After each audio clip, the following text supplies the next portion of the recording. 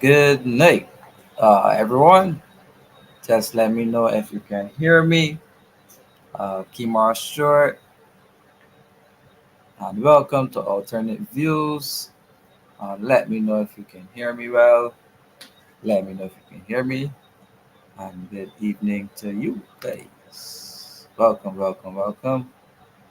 We had FX Trading BB on. Good night to you. You were in very early. Mystic Angel, good night to you as well. Uh, Good night, Sandra Brewster. Good night to you. Good night to Mr. Nigel Franklin. Um, Thank you for tuning in to Alternate Views all the way from abroad. Welcome, Mr. Nigel Franklin, to Alternate Views. Uh, we hope to have you on the platform at some time to discuss with us. Um, you know, I'll let you say it when the time comes. But welcome to Alternate Views, sir. Welcome to Kern. Kern is saying, good night, Mr. Short. Hear you loud and clear. Uh, Wendy Ford Griffith, thank you for tuning in to Alternate Views. And Adrian X, welcome, welcome, welcome to the show. So, as you know, again, this evening is about the journey, part two, the path to finding true self meaning. The book by Dr. Dennis uh, Deceased. Glasses a bit upside down. Yes, that as well. They're fixed now. But yes, we're discussing the journey with Dr. Dennis Law. Again, we're going with part two. So thank you very much for tuning in to Alternate Views. I want to welcome you all into the program this evening. Again, we're discussing the journey, the path to finding true self meaning, part two. We'll be taking additional themes from the book to discuss tonight. I wanted to have a special lady on tonight, Miss Gaylan Luke, to discuss uh, her poem that is in the book, The Journey. She will be on at another date to discuss her poem. But I wanted to get into some poems, but we'll save that for another time when Miss Luke could be here because we want to discuss it with her present. Um, you're hearing the sirens in the background because we know Cricket World Cup going and the emergency vehicles are on the road. But thank you all very much for tuning in. Last week I had a very good show. We received excellent feedback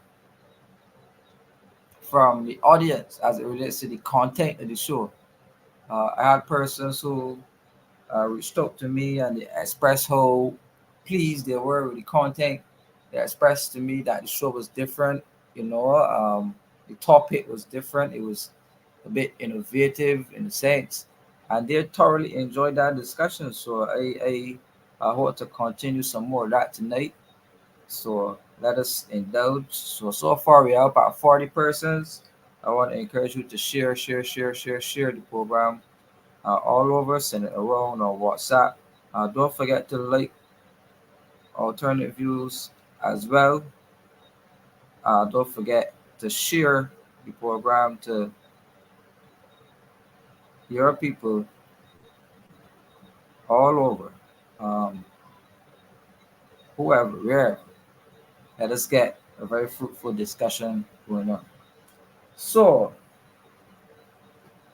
since some more of you coming on, let me tell good night to you. Um, as Sandra say, like and share all over alternate views. Uh, Barbados says Economic Road to Republic. You know that is the book. Um, we also like to say and acknowledge the Caribbean Progress Studies Institute. Um, good night to you all. Good night to all of the people in St. John. Hey, St. John. Good night to all of the people in Barbados, all the people in the city of Bridgetown, all the people in St. George, St. Lucie, St. Thomas, St. Philip, all over. St. Michael Christchurch, all over Barbados, all over the world. All those persons in the UK, the US, uh, Canada, all of those persons who make alternative views what it is. Good night, good night. Um, we are waiting for some more of you to come on the stream. Um, but in the meantime, let me give a bit of an introduction. As you know, we always like to start the show with a quote from Alternative Views. So tonight, again, we are back discussing the journey. And I want to start with a particular saying given if you've been listening to the news in Barbados, we are seeing that the Prime Minister of the country has been chastising the International Monetary Fund for what we call surplus charges and additional hidden fees. Now, I must take us a bit back into history and to read some excerpts from Alternative Views and to remember reflect on Barbados's journey uh, between 2013 to 2018, from 2018 to 2022. And I want to recall that Barbados was a place, uh, and in political sense, we there's the act of labor representation and trade unionism, and trade unions were there to protect the rights of workers against exploitation of the political class and the business class. And now we have a modern day neo colonialist agenda uh, being played out in Caribbean economies, small developing countries where large institutions like the IMF and the IADB and the new multilateral banks lend development financing to countries like Barbados. And these loans often run countries into debt traps. Uh, Countries enter into perpetual relationships, or what we call borrowing relationships, with the International Monetary Fund and the international world. So what we're seeing right now is Barbados experiencing the stages of a borrowing relationship with the International Monetary Fund. But as I say, I want to reflect on the journey that we took to the IMF and to remember that between 2013 and 18, that there was a frustration of government at the time and the political economy of the country experienced for the first time in economic and political history. The working population were paid by the business class or the merchant class or the owners of capital to march against a sitting government, marches which were ably supported by an opposition leader. And the merger of the trade unions and the then political class was a historical moment to note. So when you see a merger of the trade unions and the people, the workers, the leaders of those trade unions, the politicians, and the business class, eventually somebody has to get hurt in the midst. So through that period, we had people antagonizing the policy of the day, and persons were advising the then government to go to the IMF. Uh, Both the former prime minister and the finance minister have indicated that they were not willing to take Barbados into an IMF program. That does not speak to the fact that measures were implemented similar to recommendations that the IMF put forward to help resize the economy. That is true. However, Barbados did not go to the IMF during that period between 2013 to 18. Well, on political platforms from 2018, none of the political parties at the time in Barbados said that they were going to take Barbados to the IMF. That the Barbados party, they did not indicate that they were going to take us to the IMF. In fact, they said that they didn't rule it out, but they never said that they were going. They had the DLP, they indicated that they were not willing to go to the IMF. You had Solutions Barbados who firmly said they were not willing to go to the IMF. And you had UPP and some others who I suppose were anti-IMF, given the rhetoric their leading spokespersons had during the campaign. So none of the options or the alternatives, uh, i.e., political parties and the offerings, indicated that they were willing to take Barbados to the IMF. We had a round of voting for the general election in 2018, and that led to a clean sweep at the polls where the Barbados party government would have won all of the seats. Soon after that occurred, it was announced that Barbados would be defaulting on its foreign debts and domestic debts as set to enter into an IMF program. And Barbados defaulted on its foreign debts for the first time ever in its economic history. And because of that fact, we are still banned from international credit markets to this day because of that debt default that Barbados committed in the wee hours of this particular uh, governing administration. Moving on smartly, we signed the IMF program and it was later admitted by the lead policymaker of the government, which is the Prime Minister, that the what they call the Barbados Economic and Recovery Transformation Program, was crafted at least 2 years before the 2018 January election. However, there was no conversation on the political campaigns, as I said earlier, that suggested that we were indeed going to the IMF. We went to the IMF, we achieved one of the quickest deals in the history of IMF deals. We received allocations. Uh, IMF programs are intended to be 3 years, ours was 4 years. We signed another IMF program in December 2022. And to date, Barbados owes, let me get my figures correctly here. To date, Barbados owes the International Monetary Fund. Let me get my figures correct here. To date, our journey, Barbados' journey to the International Monetary Fund, has now left this country $759 million indebted to the IMF alone between the years of 2018 and 2024 of March 2024 to start the new financial year and budget.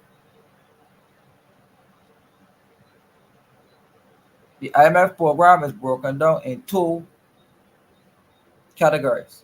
The extended fund facility, which accounts for $606 million lent to Barbados.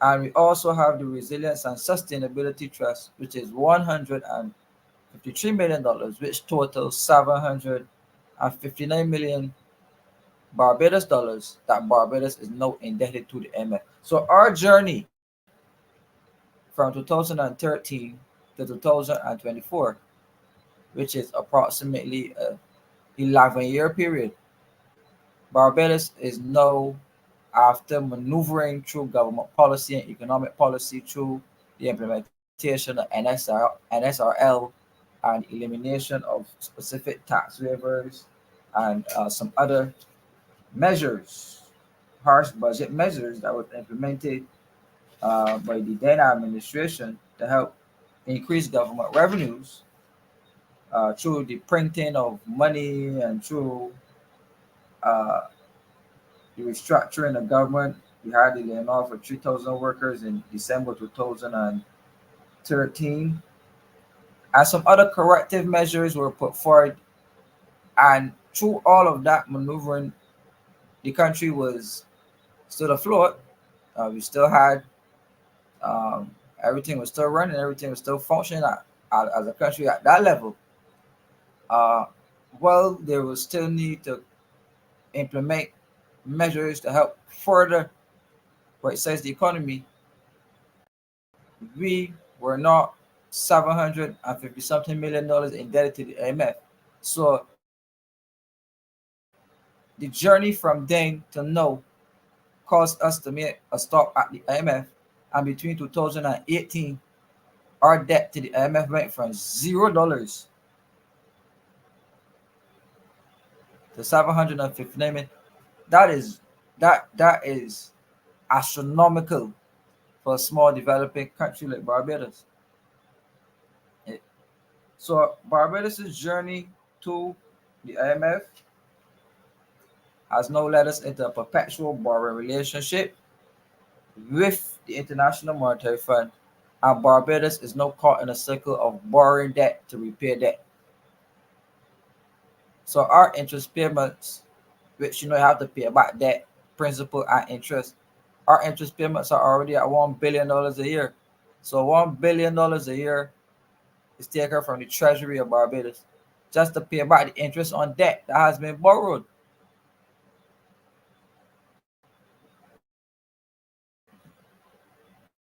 So through our trying times, through our difficult time, uh, much like any household, cuts have to be made, rearrangements have to be made, and running a country is almost similar.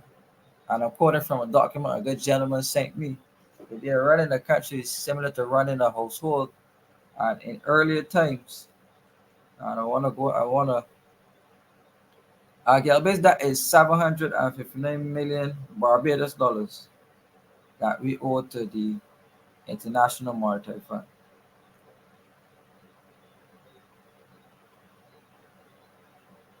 Right?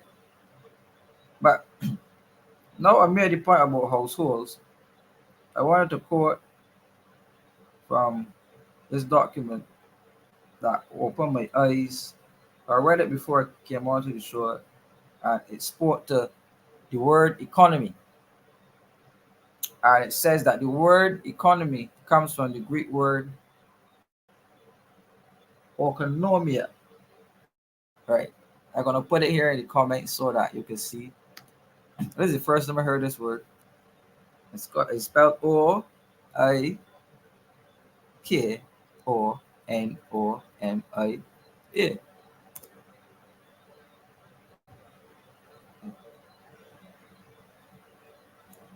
So the word economy stems from this word, which means the management of a household.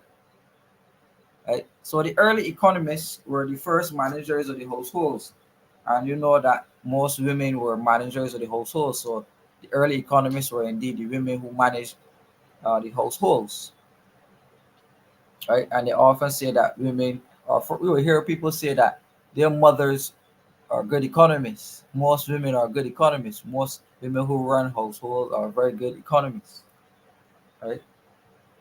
And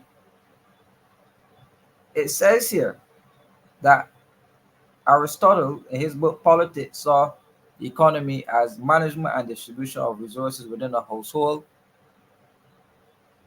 or a city state.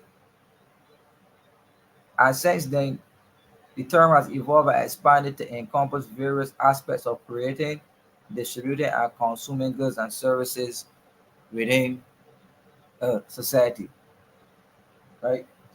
And he went on to speak about an idea and what fostering ideas and the movement of ideas across different landscapes across different borders, and we came up with the fact that intellectual property. Remember last week we spoke about intellectual property and Dr. Lowe's book, Alternate Views, when the calendar's book, all of the books that are from the different authors, we consider those to be intellectual property.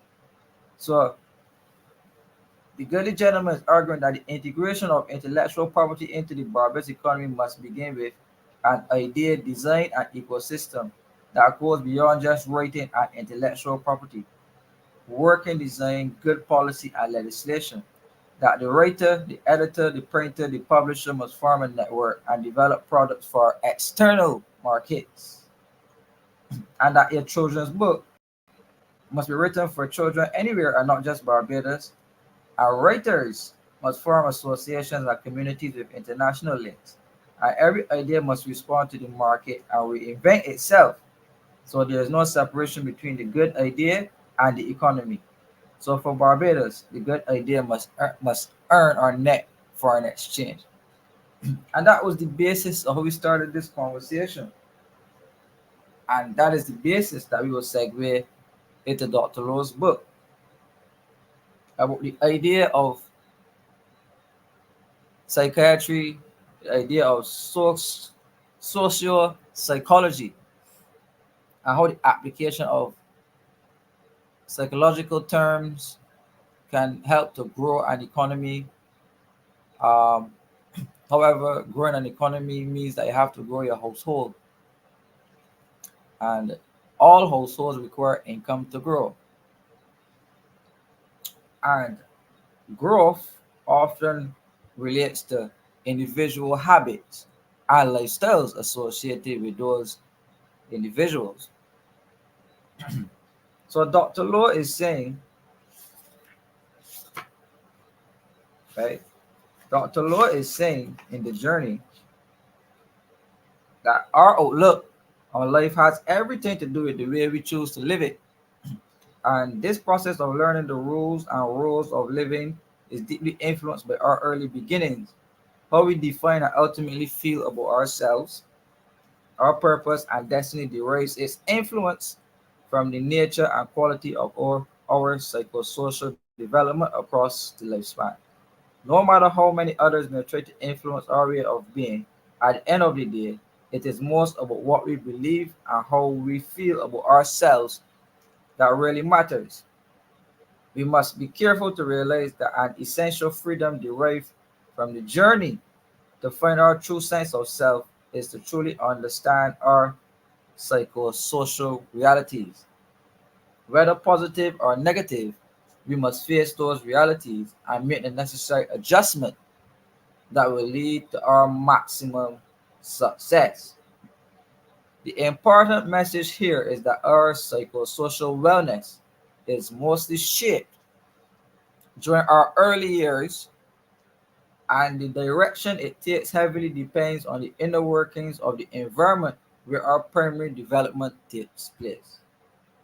As we take on this journey to discover our authentic self, our sense of self, it is vitally important for us to work at understanding our psychosocial development and profile.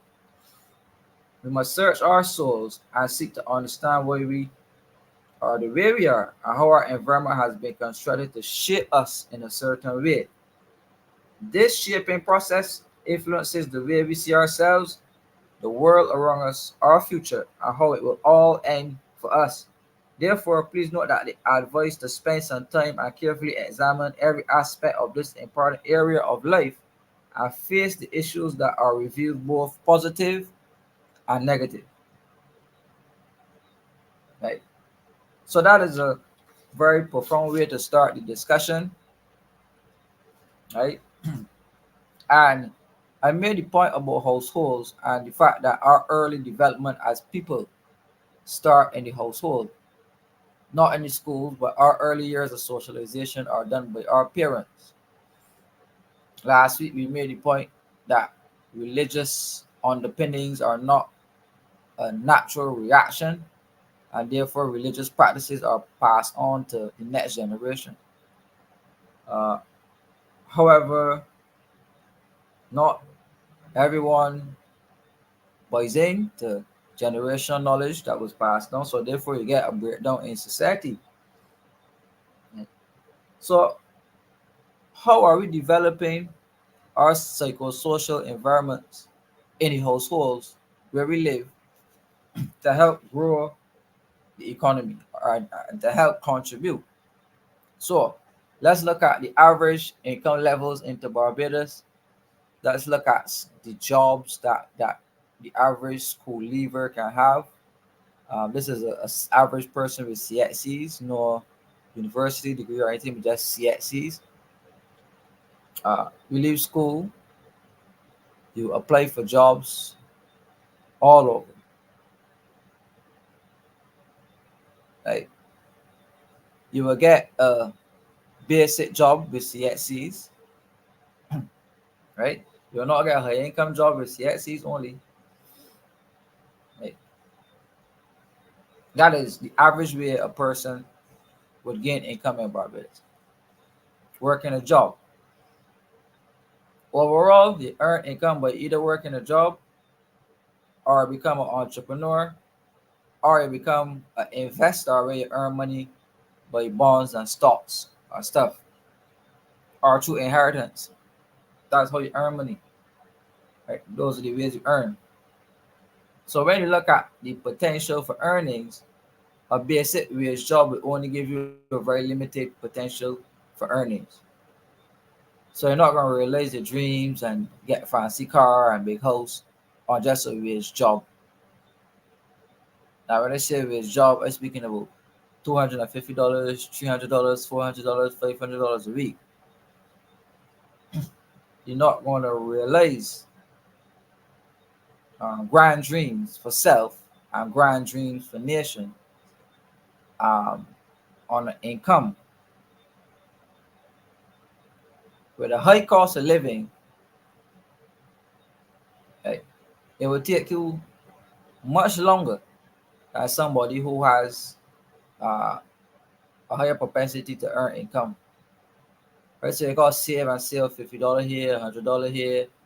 Maybe the man are working for $1,000 or $2,000 a week could do what you want to do at a much quicker rate than you, and achieve success at a much quicker rate than you because he has a higher income, and therefore he's able to do more transactions and at a higher volume than you. Right. So given that existence, persons would then encourage you to go to Barbados Community College, go to University of the West Indies,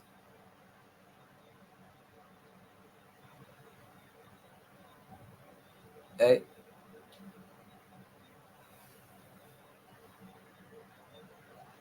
Right. Not even the University of the West Indies. You go to the University of the West Indies and you go and you get these degrees, you get these certifications, and they support that, yes. Um, it's still hard pressed to get a job in the economy suited to the level of education you have. So you gotta start at underpay and what is called underemployment rate.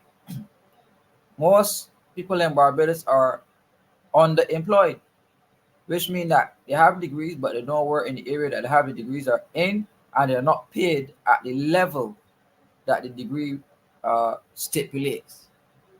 That is a big systemic problem existing in Barbados. Right?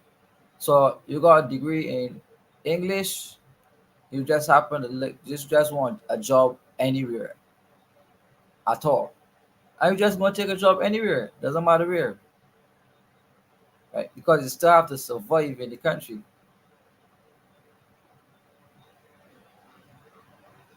So that is the point that I'm trying to make here about psychosocial development, uh, influences or permanent influences on your life, the way how we socialize. I don't want to make one more point before we move off of this aspect, and to say here that the way we're socialized as a people is very important because, and I keep making this reference to the fact that culture plays a big role in the survival of a country. So while we have a culture in Barbados of going to school, trying to get a government job, to get any public service, we have other cultures training young children to run businesses, to practice the concept of generational wealth. They go to work with mommy and daddy. They work the cash registers. We have a lot of young farmers that are children, right? And they enter into the aspects of business and they create work for themselves, they create work for their families, and they create work for others, and they hire others to do work for them, right? And you have a set of people who are being cultured in the spirit and mind of entrepreneurship, the spirit and the mind of entrepreneurship, business development, as opposed to job seeking. Right? So yes, Peter King, she says she borrows so much IMF money that, yes, deal is saying good night to you, good night. Square Four, good night to you. Monica, good night to you. Marian, good night to you. Annika Hope, good night to you. Good night, all. Good night, good night, good night. We are having a good discussion here so far. We're jumping back into Dr. Dennis Low's book, and we're also tying real life issues that are happening on the ground with Barbadians as we analyze and uh, psychoanalyze the Barbados economy through the eyes of, uh, I call it, I'm developing the term now, psychoanalytics. uh, Economic terms, that's called behavioral science and the study of behavioral science. So we're just looking at the behaviors of human beings, how they interact with the general economy, and how the development of self on a personal level can help to aid and push forward the country in its development. And we touched on the fact that education, and we spoke along the lines of CXC, BCC, UE. We spoke along the lines of the job market. Um, One aspect I should also touch on is that of brain drain. Persons who uh, leave the shores of Barbados seeking better opportunity. And I must say that the origin of persons who leave Barbados, and I haven't left Barbados, so I can't necessarily speak to them, but my estimation or assumption here is that people leave Barbados for personal betterment. They leave to better themselves. I don't think that they just leave because the country is, for lack of a better word, crap or is bad or it's not that.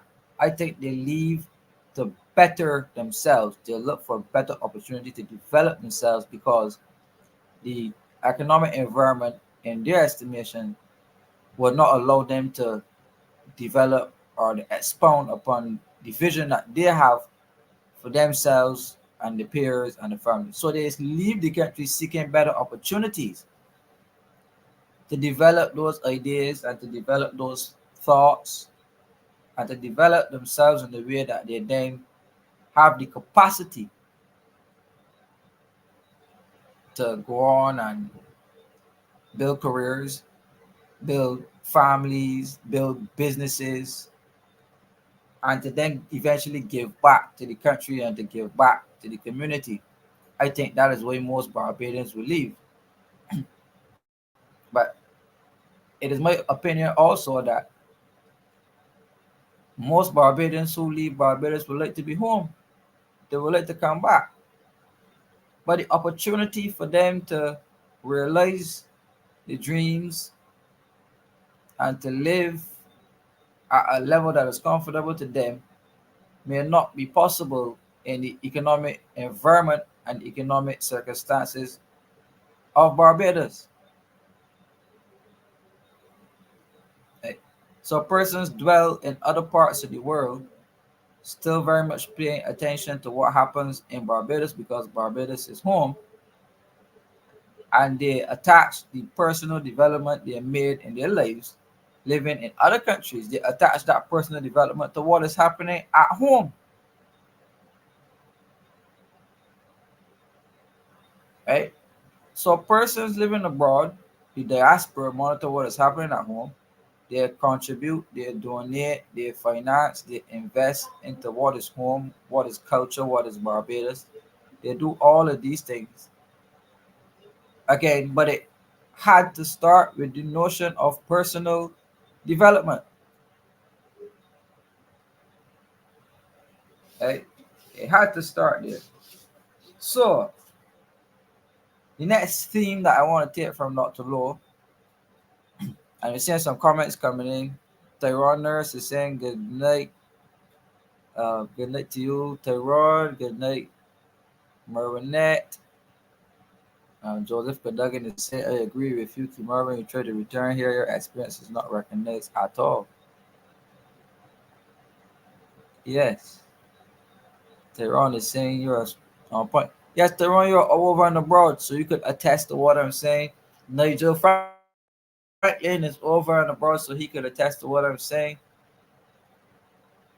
And all of the other fans, all of the other alternate viewers who are online over and abroad can attest to what I'm saying. Even though you personally may not have left Barbados seeking a better option, you may have a child.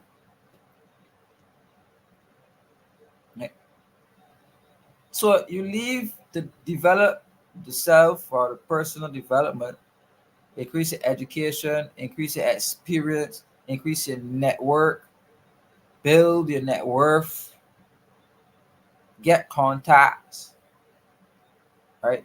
Because Barbados is a very small country and the world has gone in some directions. And you see, there's so many brands in the world, so many businesses, and it's an instant world. $1 million, $1 billion businesses on the horizon. You have young mega millionaires, teen millionaires, young billionaires. You have young people with money, right? And I'm not speaking about inheritance, or you have young people with money, wealth, investments. Right? So we have to take ideas, and we're taking personal development now to the level of the country. The country has to develop in a way that it takes its ideas to expand beyond borders. Barbados has to become a borderless country as it relates to investments, as it relates to finance, as it relates to ideas, as it relates to structure. I don't mean borderless that it open that everybody could just scoop in and get a passport, but I mean borderless in terms of what goes in should be easily coming out without all of the restrictions, with these instant transactions.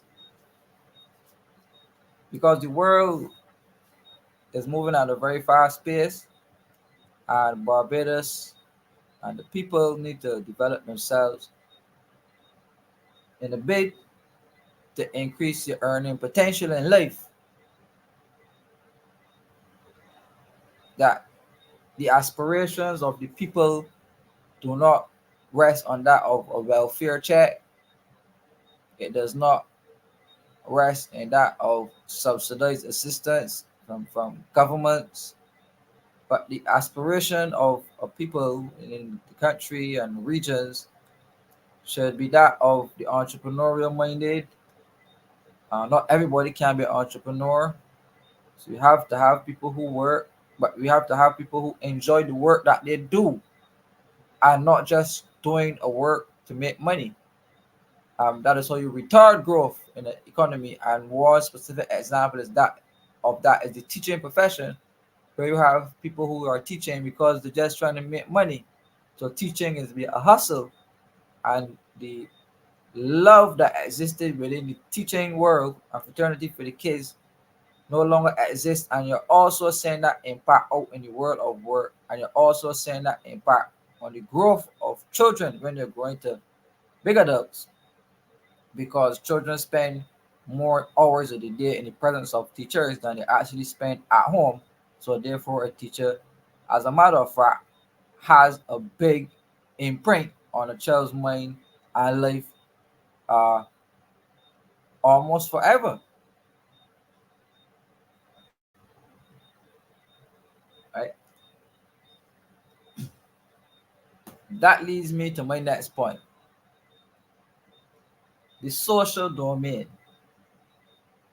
The social domain. Dr. Lowe is arguing that in the social domain, a third area of freedom that comes with discovering the true meaning of who we are, of who we truly are, is that of our social domain. And this domain primarily deals with the dynamics of our personal and professional friendships and associations. Right? It further looks at what drives us to achieving and building relationships with others and how we live out the realities of that same. The social domain of our ground rules for determining why we choose certain people to share our world and daily experiences, and why others are deemed not suitable to share that important honor. That our social development not only deals with relationship issues, but also with the roles we choose to play and why. The lifestyles we choose, the lifestyle choices we make, the occupations or jobs we choose, and our social consciousness or lack thereof regarding issues that affect our social and cultural reality and that of the world around us is all influenced by the nature and quality of our social development. It is a process that helps us to regulate our expectations of others, especially within the context of friendships and general relationships. Now, Dr. Lowe is further saying here that our social world can either be like a roadmap that guides us to higher levels of functioning and social development, or a spider web that traps us into toxic social arrangements with others. In either case, we must be careful to take full responsibility to ensure that we put in place the necessary efforts to derive the most effective patterns of social behavior. If we choose our friends and associates well, chances are very good that we will enjoy positive influences and encouragement from the same. They tend to be encouraging and will offer support to inspire the fulfillment of our purpose and goals. So, Dr. Lord is trying to tell us choose our friends wisely. Okay. So, for alternative views' sake, we deal with country. So, Barbados has to choose its friends and its allies as a country very wisely. So, when developing nations, you will always have partner nations, friendly nations, you always have hostile nations. And Barbados, as a very small country, 166 square miles, need to be very cautious as to who they choose to associate with.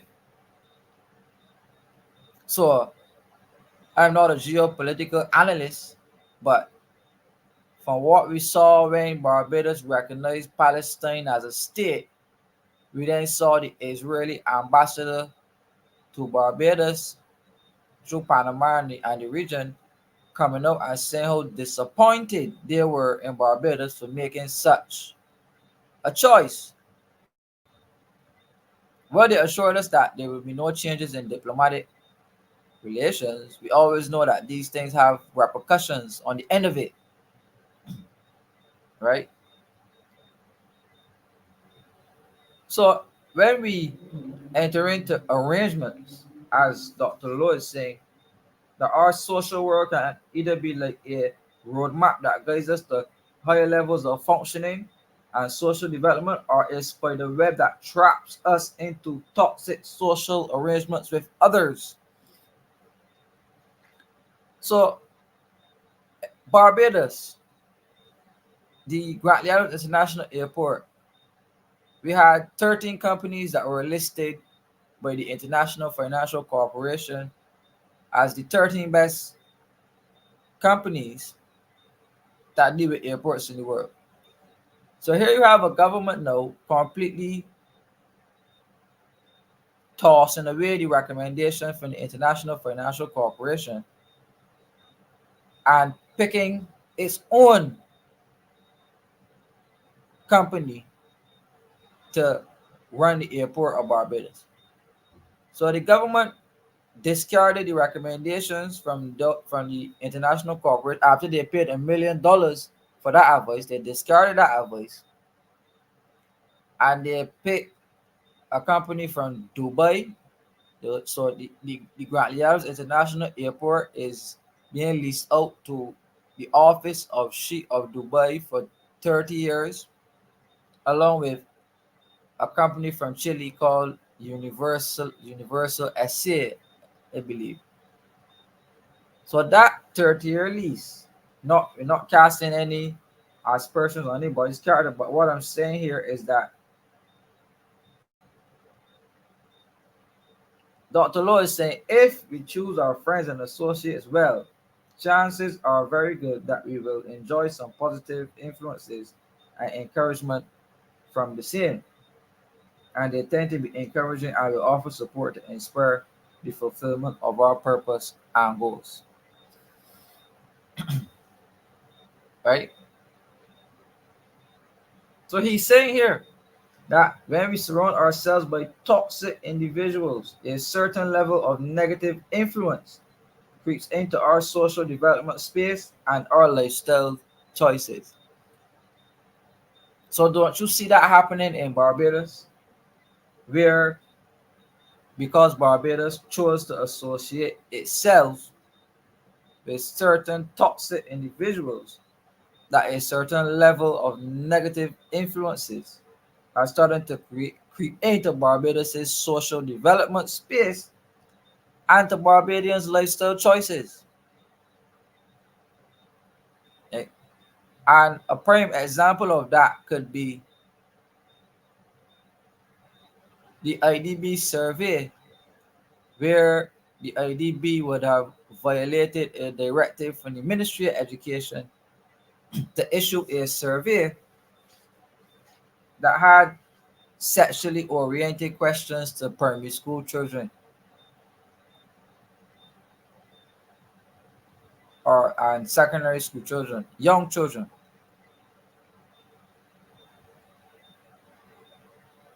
So Dr. Lowe's point here is very relevant, right? And it encapsulates a lot of what is happening in Barbados. Right?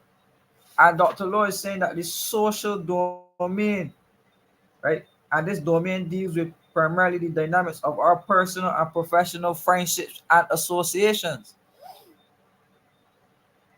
So who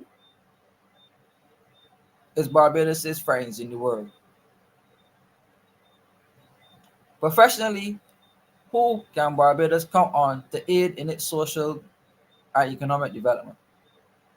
Can we rely on the IMF to genuinely give advice and assistance to develop Barbados?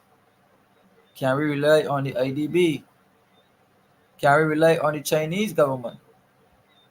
Can we rely on the United States government? Can we rely on Putin and Russia? Can we rely on Maduro and Venezuela?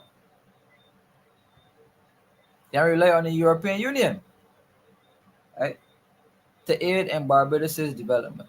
And I'm not talking about give us loans to enslave the country in the long term, but I'm talking about direct development aiding in it.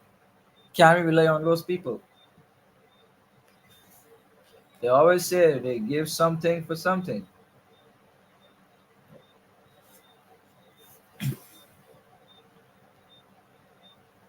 So let me acknowledge some of my alternate viewers. I see in the comments packing in. Peter King. Square Four. Good night to Square Four. Square Four is saying you've asked that when you all are going to prioritize us, the young people who go on to colleges and university. They were saying I like the idea of Barbados in diaspora investing in Barbados that will generate foreign exchange. Yes, the round that is key to development. We need to generate foreign exchange to help pay these loans. They're daily saying when small business owners try to get any loans over $50,000 in Barbados, unless it is a buy a vehicle, is difficult to get from a financial institution. That is correct.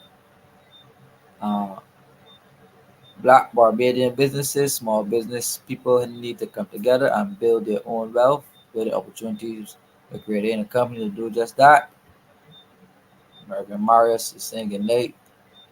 Peter King again is saying group of Barbados. Hey, hey, hey.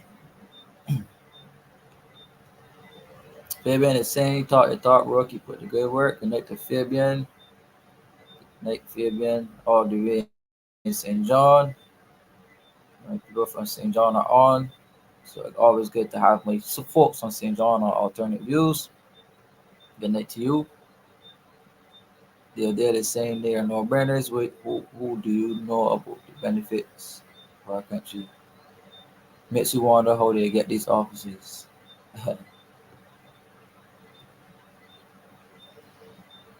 This government will not put nothing in place for the betterment of the Barbadian people. Friends of all satellites and none are barren. The Israeli ambassador know that. Mia is turning that on its head. Ooh.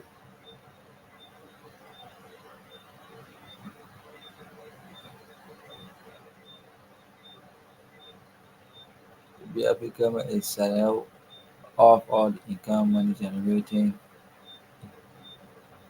What's in it for Chile and Dubai? At airport, buddy. Guaranteed revenues.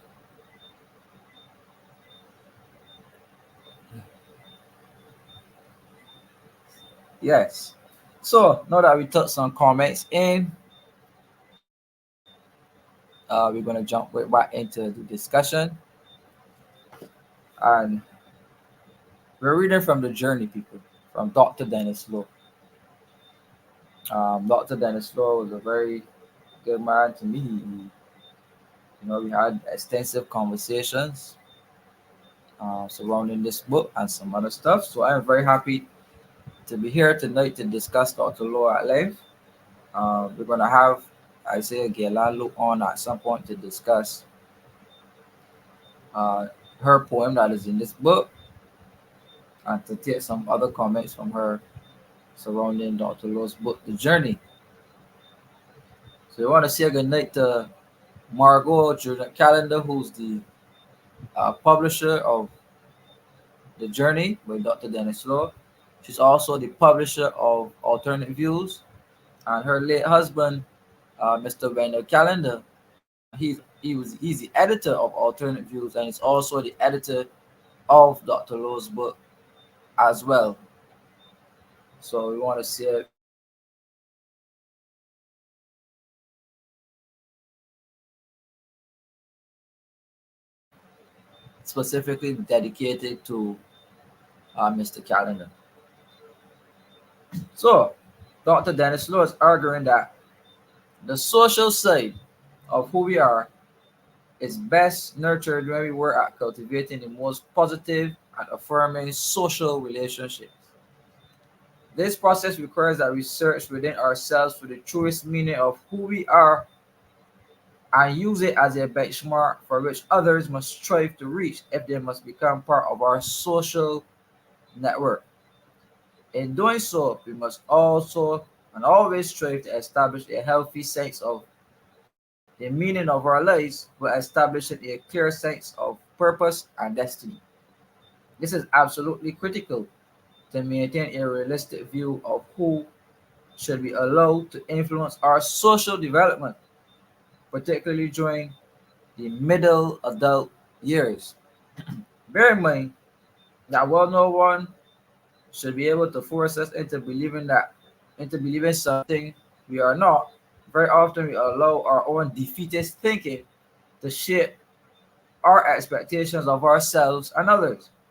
Furthermore, this same kind of thinking tends to create a level of inner dependency that attracts negative, needy individuals, or those who enjoy controlling persons who are perceived to be weak and unsure of themselves. The important message here is that the journey of our social development begins during our early childhood years and continues across the lifespan. Further, it is a journey influenced by our immediate and extended environs as our personal lifestyle choices.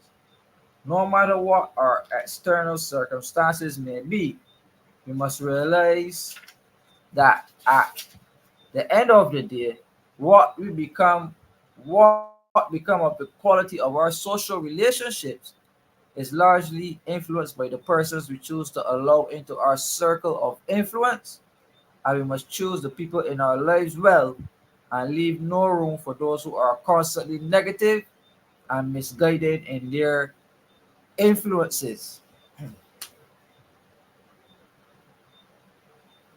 So I hope that awakens something in your mind. Another quote by Dr. Dennis Law, speaking to the social sides and speaking to positive messaging and positive affirmations in life, and the fact that you have to surround yourself with positive individuals. So like me, I surround myself with positive individuals. So I have like Mr. Caswell Franklin, I have like Marcia Weeks, I had Dr. Dennis Law, I had Mr. Frondo Stewart, I had Mr. Wendell Calendar, and we have uh, Maxime. Okay, we have a broad network. I have the individuals at the church, the Adventist church. So you have networks. So when you start to break down your network as an individual, like, and you look at the institutions that you associate with, you look at the people that you associate with, like, and then you make a determination to if these persons give your life positive affirmations, and if and how these persons contribute to the quality of your social relationships. And Barbados also has to take that into its stride as a country, because moving forward, uh, Barbados, being in the IMF program, needs to choose smartly the influences that it allows in the country. Uh, we are opening the country up to all and sundry. However, we must remember that there are negative elements and forces which exist in the world that may not mean Barbados well. So we still need to take caution, and the way how the world is going, the Caribbean is going. Programs, economic programs such as the Citizenship by Investment program must be taken with caution, as wealthy persons who engage in money laundering and other nefarious activities are prime candidates to get citizenship by investment passports, and therefore putting Barbados on further red and black lists as it relates to a country who harbors money launderers and fugitives, uh, and brings negative perceptions of corruption on your country. So more and more profound wisdom by Dr. Dennis Law. And the ideal is saying that is very powerful words, very positive outlook from Mr. Law. And that is exactly correct. Dr. Law is offering us an alternate view. And his book, The Journey, The Path to Finding True Self Meaning, Unfortunately, Dr. Lord died just before he could publish the book.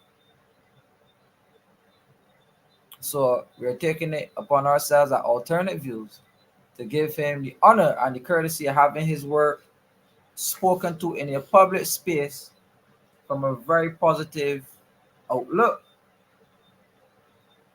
And we will continue to use his work to help to develop Barbados, as Dr. Lowe would not have wanted it any other way.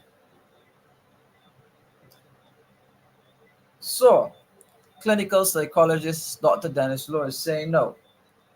He spoke to the social side, and last week I said that Barbados is a very spiritual country, and at one point a very religious country steeped in Christianity as its predominant religion. Dr. Denis Lowe is arguing that there's something called the spiritual domain. The spiritual domain. So Dr. Denis Lowe, the clinical psychologist, is arguing that to every human there is a spiritual dimension, which when acknowledged plays a vital role in how we define ourselves and the kind of lifestyle choices we make along the way of life. In this context, spirituality does not refer to religion or the practice of religious rituals. Right? And I think that part is very important to note. Right? He's saying that he's saying that spirituality does not refer to religion or the practice of religious rituals. Further, it should not be defined as a moralistic lifestyle that involves membership and attendance at some religious assembly. Rather, it captures the journey of the seeking soul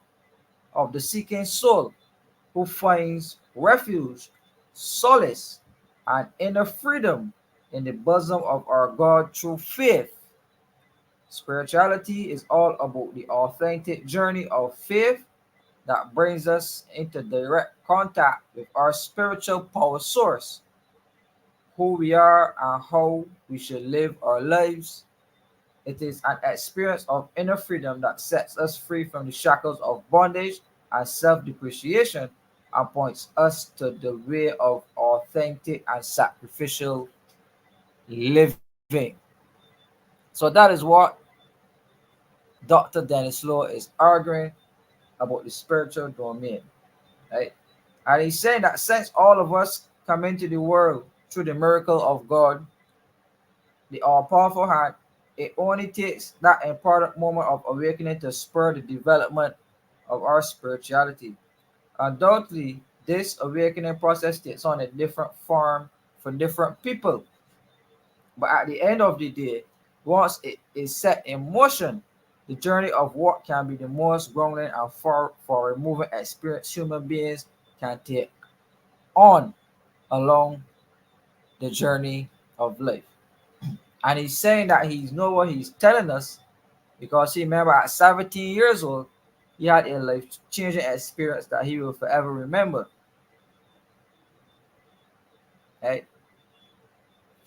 He goes on to tell the story, which is a bit long, so he will not get into the depths of it. But he's arguing, right? He's arguing that we must spend quality time seeking an understanding of the journey of the development of the self system. Know what and who are responsible for helping to shape this journey. Understand that who we are today and how we choose to live our lives has been deeply influenced by many factors and people, some positive and for removing, and others negative. Further, it is important to recognize that who we believe ourselves to be and where we are at this present in our life's journey is not the result of a series of accidental occurrences, but rather any number of life experiences influenced by our inner life state and external environment. So, as a country, Barbados was influenced heavily by the British. And the cultures that we developed, people once coined us to be little London, little England, and the British showed a favor for Barbados because we were influenced by them. Right? The Church of England, the Anglican Church. There's so many Anglican churches in Barbados, and most families in Barbados were impacted by the church system, the English church system, or we call the Anglo-Saxon church system. Right? And the English came here, settled here, spent the money here, developed here, built all types of ports and all types of property, and they did whatever they had to do. We got independence from London, England, even though in the 1960s,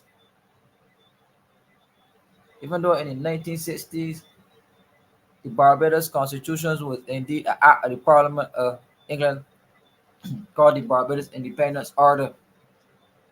So the Barbados Constitution rests or used to rest in the Parliament of England, the Barbados Independence Order. And through that is how we got independence, through Barbados. Yeah. So I want to repeat what Dr. Lowe is saying. We must spend quality time seeking an understanding of the journey of the development of the self-system. So Barbados developed itself since 1966 on a self-management system. And where we're at now is where that system brought us. The system was used for the benefit of some Barbadians. It was used also for the exploitation of Barbadians. It was used also for the trickery and the robbery of Barbadians. It was used for the oppression of Barbadians. The usage of it was multifaceted, right?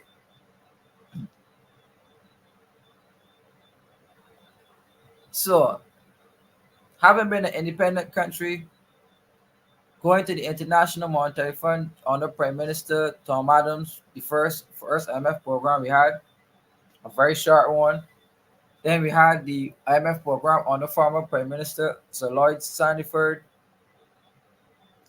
Then the next IMF program we having was under Mayor Motley. And we had two IMF programs under Prime Minister Mayor Motley. We had no IMF program under Prime Minister Alpha. We had none under Prime Minister Frandel Short. None under Barrow. And right. So former Prime Minister Adams IMF program in the 1970s, one in the 1990s, and two. One in 2018, one in 2022. Back to back. Right. I will say this. Any country that has defaulted on its foreign debts entered into an IMF program. Furthermore, two IMF programs did not survive in economic prosperity, but they all had devaluations. They all had devaluations. So, defaulting on foreign debts, entering into debt restructuring,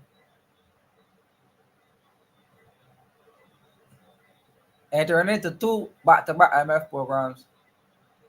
These are all precursors based off other countries' experiences to currency devaluations.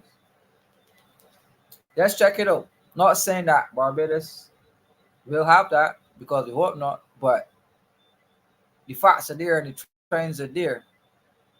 And don't get comfort in the fact that they say we got 2 billion in reserves.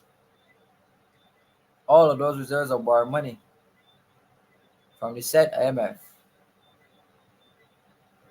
All of those all of those reserves are borrowed money.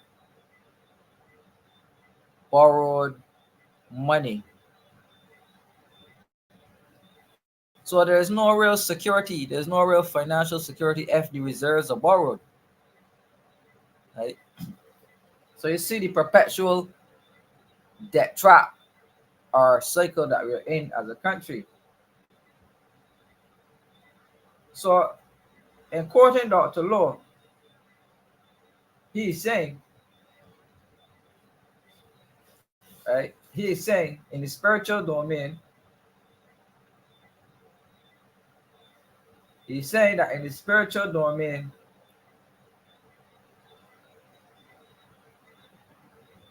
we define ourselves and the kind of lifestyle choices we make along the way of life. And further, it should not be defined as a moralistic lifestyle that involves membership and attendance at some religious ceremony. Right? I made the point about countries that influenced us, and I spoke about England and how England influenced the culture of Barbados. Cricket.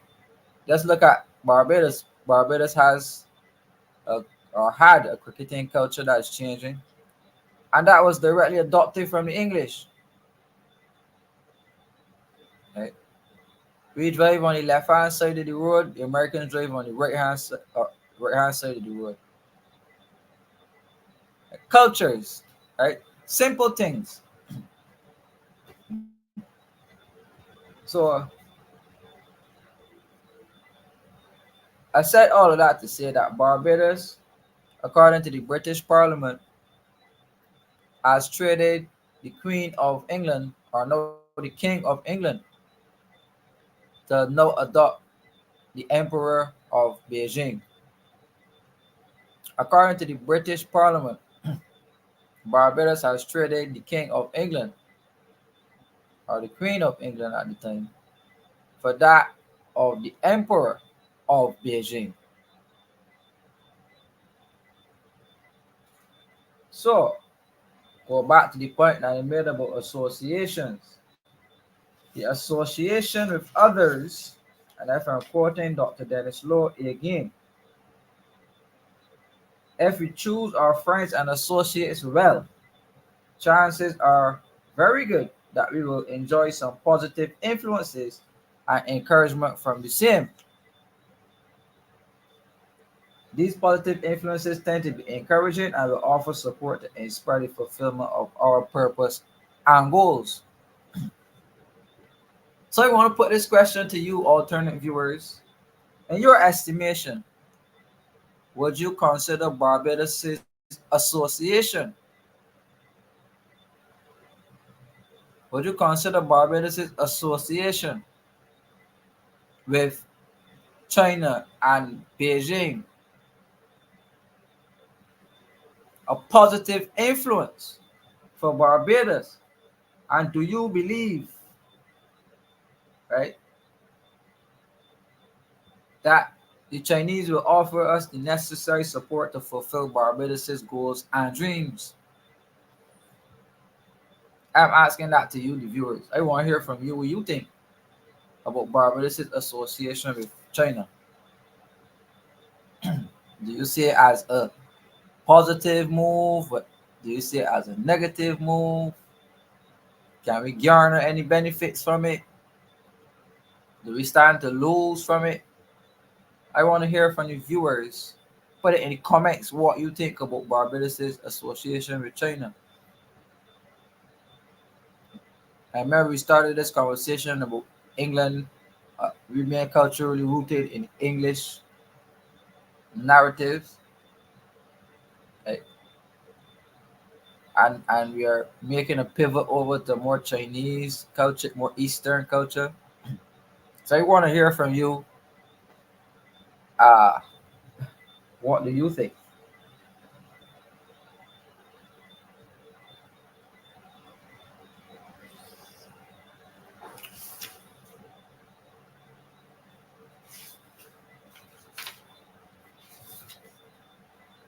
Mervyn Mars is saying Dr. Law was a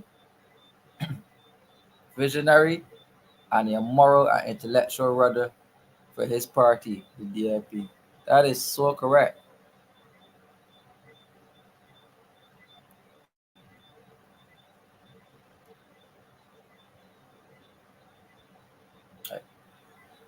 Mr. Law's experiences were accepted. It is profound advice that will impact our spirituality and give us a solid connection to God. Uh, they say take a hard look at Indians, multiple business model becoming wealthy. They are in all sectors of business.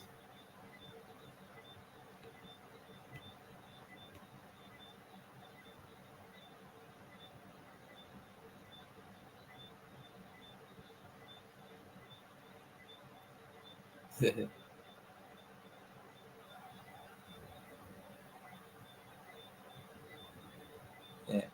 Right. Pedro, right. So the next part of the question, we asked about the Chinese,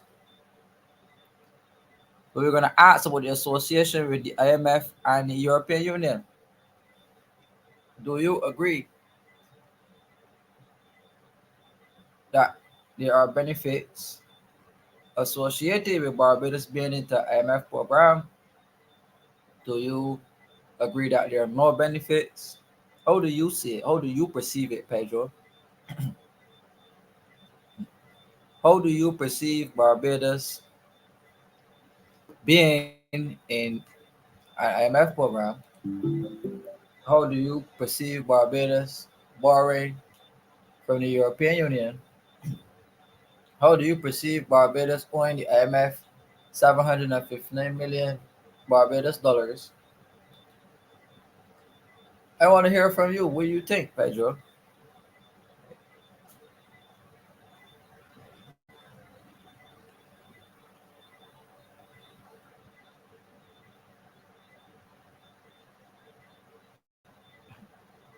Right. So Dr. Dennis Law is arguing here in the journey, and I am learning a lot. It's causing me to think quite a bit. This book, The Journey, and Pedro is saying that cultural changes have to be made to get IMF and EU's money. That is the point, Pedro. That is the point that changes have to be made. So I am asking you, are you comfortable? And do you see any potential benefits associated with the change as a country? Right. So that is the point that Dr. Dennis Law is trying to get at here to provoke us to think along these lines, Pedro. So you are spot on. You are spot on. Cultural changes have to be made when you associate with countries, big countries who have agendas. Because in the world of geopolitics, Barbados is considered to be a pawn state. A pawn. Whoever plays chess knows what a pawn is. Barbados is considered to be a pawn state, that a larger country with the economic wealth can view its influence to channel Barbados in a particular direction if it so wishes to do.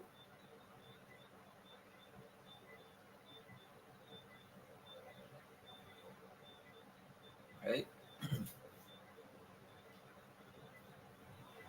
Dr. Law is arguing that though there are those who deny the existence of the dwellings of spirituality in and around their lives, the fact remains that there is an ever present higher spiritual power source directing and maintaining the order of the universe and by extension our lives. The sooner we realize that there is more to us than the accumulation of material things, the pursuit of pleasure, and the right to be our own individuals, the more attention we will pay to the importance of taking care of our spiritual wellness. Any denial that there exists a spiritual dimension to our lives, that this is just as vital as any other domain that constitutes who we are, does not negate the fact that it does exist.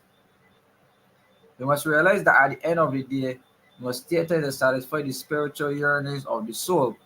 For in the end, this is at times all we have to comfort our weary and dying souls. Make no mistake, we are a spiritual people, I have every confidence that a day of awakening will come to those who will choose to be open to the realities of their spiritual self. As well, we all know well, spirituality played a very important role in the development and journey of our parents and foreparents. In a way, the whole culture has benefited from the virtues of authentic spirituality. There is no question that civilization and by extension, us have all been the better because we took the time to be spiritual. And the journey has taught us how to live by faith and not by sight. How to have hope even when how to have hope, sorry, even when the surrounding circumstances show us that there is no sense in hoping. How to love others when there exists no plausible reason to love the same, and how to believe in the eternal message of the rainbow, not the other rainbow, the real rainbow that the Lord gave us, which reminds us that in spite of the constant rains, we will still be safe. This same faith reminds us that we have come too far not to go the full distance. This is a message I hear every day, especially when others try to keep us from getting ahead.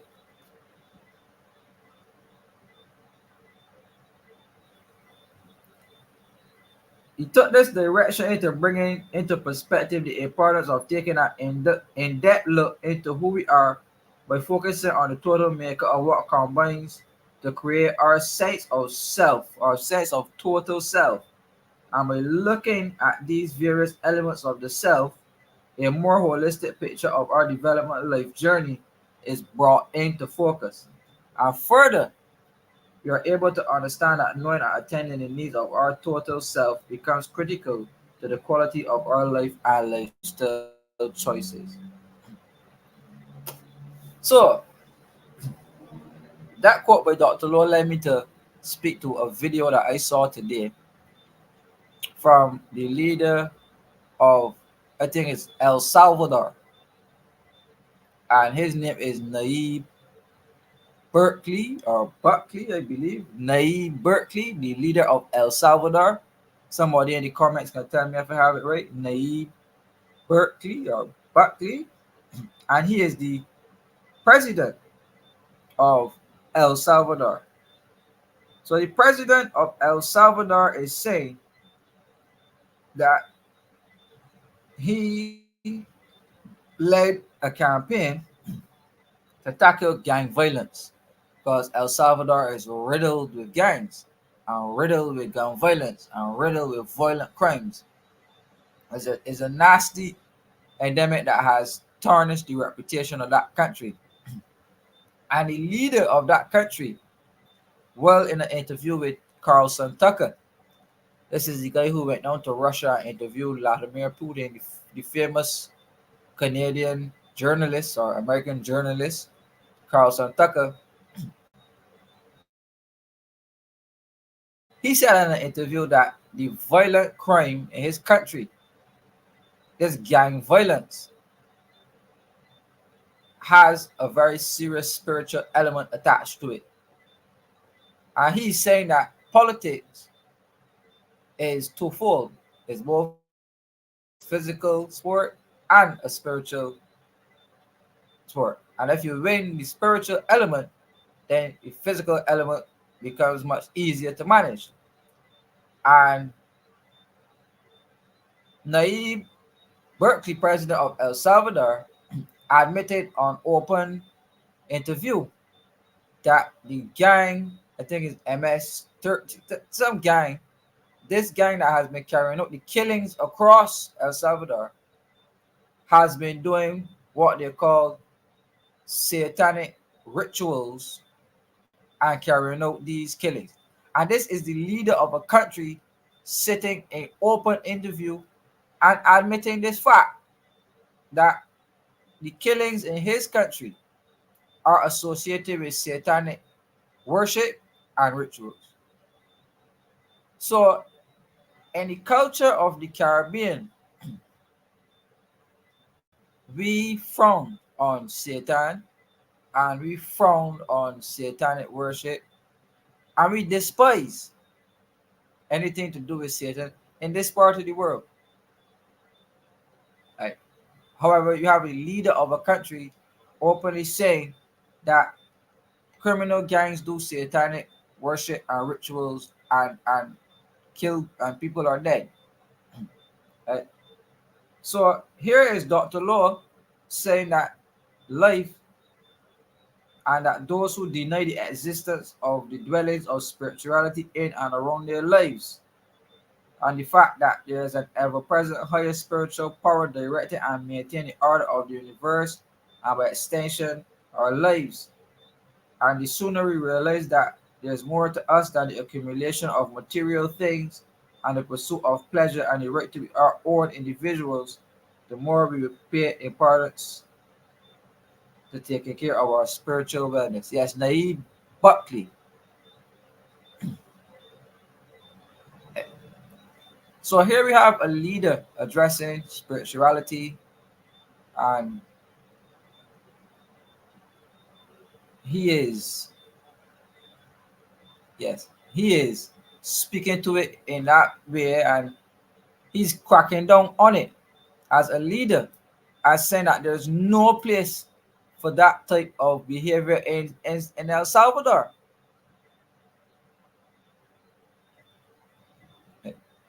So when you corrupt a country to the point that you allow, and especially in Christian countries, right? Especially in Christian countries, and you allow the open acceptance of Satan and satanic worship in a country, which is leading to killings and murders and brutal gang violence based off recent events and based off Dr. Low's interjection and the president of El Salvador interjection, we have to deal with it twofold.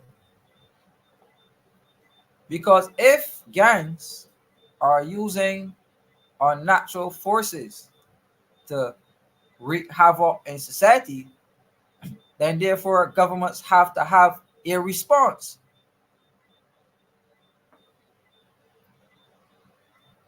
Right? Governments have to have a response. And the leader of El Salvador is tackling that problem in his country at the root cause, as saying that he's fighting it on the spiritual level. So let me put it to you, alternative viewers. Do we need more leaders who fight their politics on the spiritual level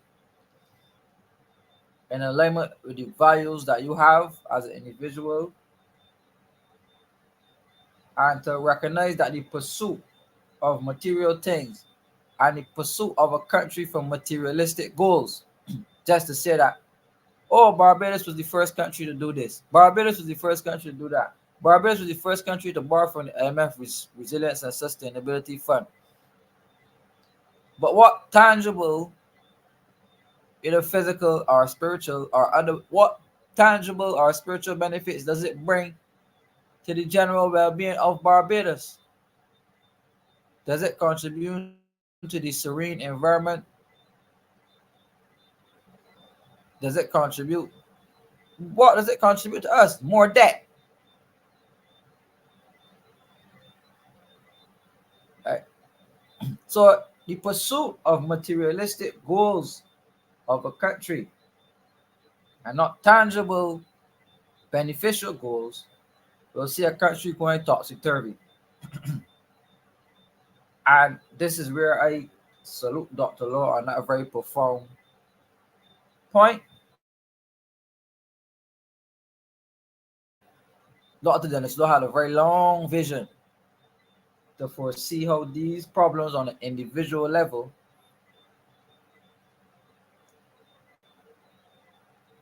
and this is where me and Dr. Law got along very well, that I was able to match These philosophical and psychological principles to adapt to the development of the Barbadian society and to the development of the Barbadian economy and to the development of the wider country at large. That even the practice of psychology on the individual level and understanding yourself on the individual level would aid in the country's fight for equality and justice.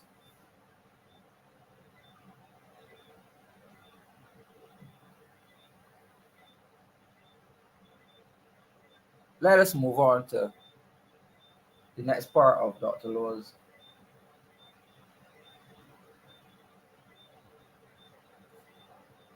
Dr. Law is saying that the fact is,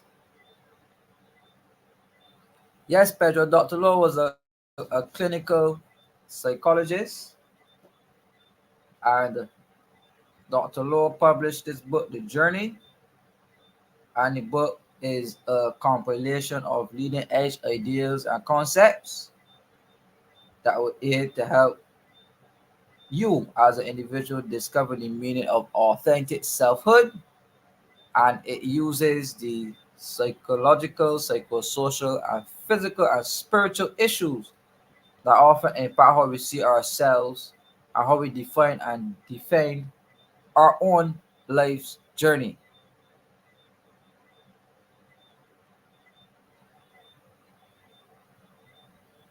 So yes, Dr. Law was a clinical psychologist. Yes, Square I agree with you.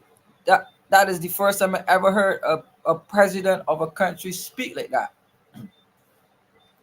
So it is very serious. So politics in the world has gone on a level that is not just the naked eye, it's also a spiritual battle as well. So all of those prayers that we get from our supporters, all of those prayers we get from well wishers are very vital for persons who go there and want to be in representational politics, as it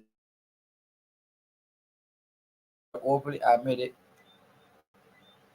We see some signs of it in the Caribbean and in Barbados, and we have even had some persons on here speaking about some strange or the importation of strange cultures into Barbados. But Dr. Lewis is saying here that we spend too much of our time trying to justify or satisfy the expectation of others, while giving little thought of the merit of what they see in and feel about us. It must be noted that no matter how we think others see us, when it is all said and done, others will still choose to see us the way they want to. This is a fact of life, and that's why we should always choose to discover the ultimate meaning of who we are and our authentic selves, regardless of how positive and forward moving or stagnant and backward thinking. Discovering and understanding the true meaning of who we are is about finding the courage and willingness to look at our lives, disrupting our comfort zones, and choosing to make the necessary affirmations and changes that will allow us to maximize our human potential. Right?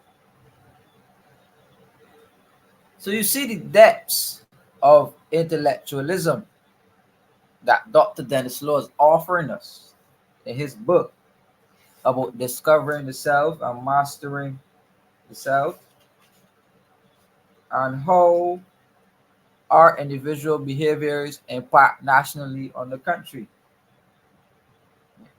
So I hope, yes, Gail basically saying that these are topics that should be taught at schools to our youth. And I agree. I agree. These types of self talks should be taught in schools. allowing young people to get a better sense of self from early. Stop filling the young people's head with fairy tales and to give them the realities of life. We don't want to mature our young people too quickly, but we want to give them the realities of life. So what it took for you 20 years to learn, teach it to them early and save them 20 years. Don't mind that they need experience. They still need to focus on their own personal journey. So you aid and help them along, but teach them early to save them the time and trouble for learning what you had to learn in 20 years.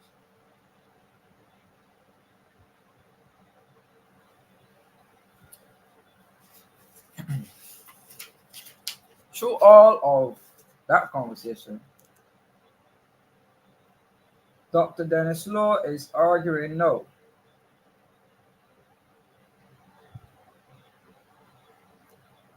that we all need to have a sense of inner confidence. Barbados, the Caribbean, needs to have a sense of confidence in itself as a region with a specific level of resources, unique resources. But our small size and fragmented nature, in the sense that CARICOM is supposed to be a mechanism or device that brings the region together. However, there's so much division at the level of CARICOM that these Caribbean leaders can't seem to work along and get along with each other. It's all about who should be the Caribbean's hottest celebrity leader. And I share broad disappointment in some of these Caribbean prime ministers. I share broad disappointment in some of these Caribbean prime ministers that unity does not exist in the level of CARICOM, and the fact that if arrangements are made and agreed to at the level of CARICOM, these leaders are not enforcing them in the countries. So some of these leaders are so short-sighted and thinking about self in a negative way that agreements to benefit the entire Caribbean are often toppled and destroyed by egotistical prime ministers, individual prime ministers through the region. And I've seen many good deals go under because some prime minister in the Caribbean refused to see past his nose or her nose, whatever. Right? So, the inner confidence that we need.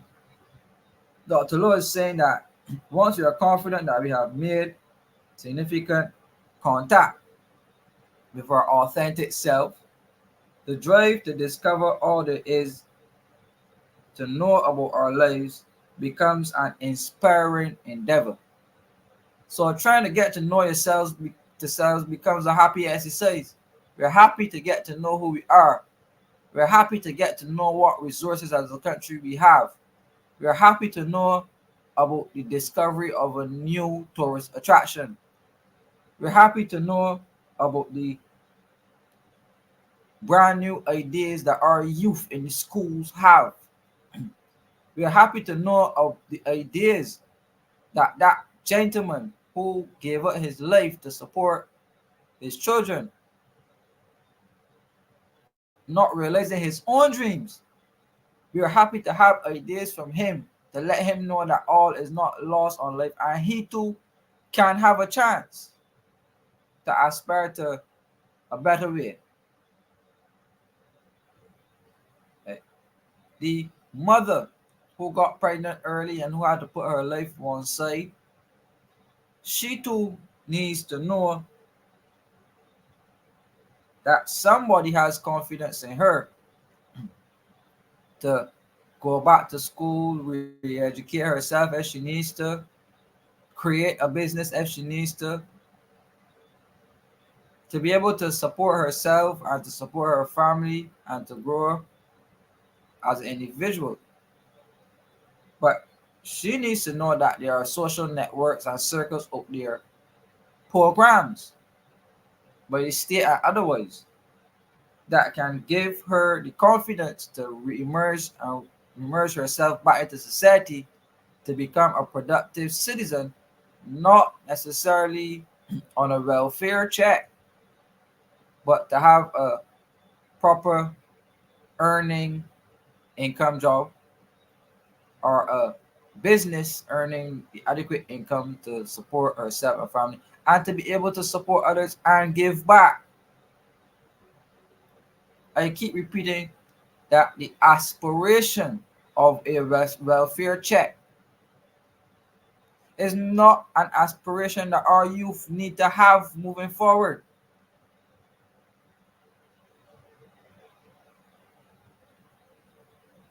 That mentality, our mindset,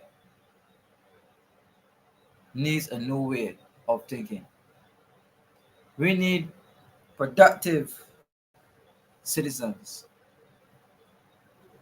We want productive citizens. We want people who can contribute, access, and create work for others. Right? We need that. Through all of that, let me just take a moment to acknowledge some persons in the comments. Seeing Hurricane Writer, I see I draw very active in the comments. Hurricane Writer say when you give APS so much power, it's inevitable that so much power without humility will create rooms for demons to enter. Humility is absolutely necessary to handle power properly. Very interesting. Pedro is saying that the socialist views is welfare. And Peter King is saying we want 2 terms as Prime Minister of Ralph, then you will take over the country, Kimar. Well, let life flow. We, the Caribbean region, would be a force to reckon with had we come together as one collective region economically decades ago. And that is very true, Gelbez. And that point needs to be reinforced to these Caribbean leaders, all of them, that we need to foster unity. We really need to foster unity. Right now, Jamaica is going through the conversation of making the CCJ their final court of appeal.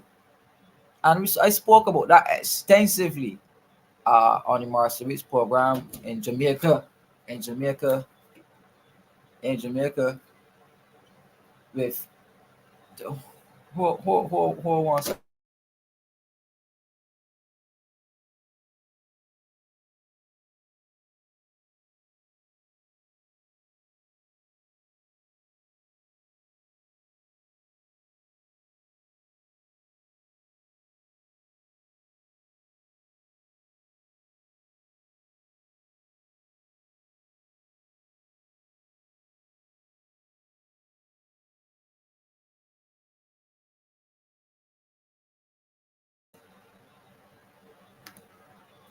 Yeah, sorry about that slight disturbance.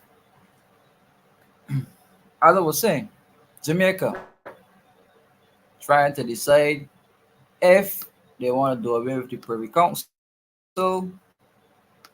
and if they're going to adopt the CCJ. And like I said, I discussed that extensively on the March program. So maybe I should discuss it here at some point in time as well. Um, However, Jamaica recently had a case in the CCD Privy Council, Vibes Cartel. And Vibes Cartel won the ruling from the CCG, from the Privy Council in the UK. This is a very interesting observation for lawyers and all of the other interesting persons. But that battle between the Privy Council and CCJ is being heated up all over again. And some time ago, all Caribbean countries who were signatory to CARICOM signed on to an arrangement which said that all of these countries that were signatory to CARICOM should have adopted the CCJ a long time ago.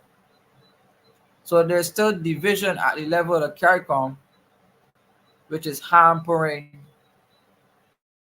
the outlook of future strong, sturdy, equitable governance in the Caribbean. Because if we can't even agree as a region, which is the final core of appeal for us if we want the CJ or Privy Council, if we can't agree on that when it comes to the application of legal justice,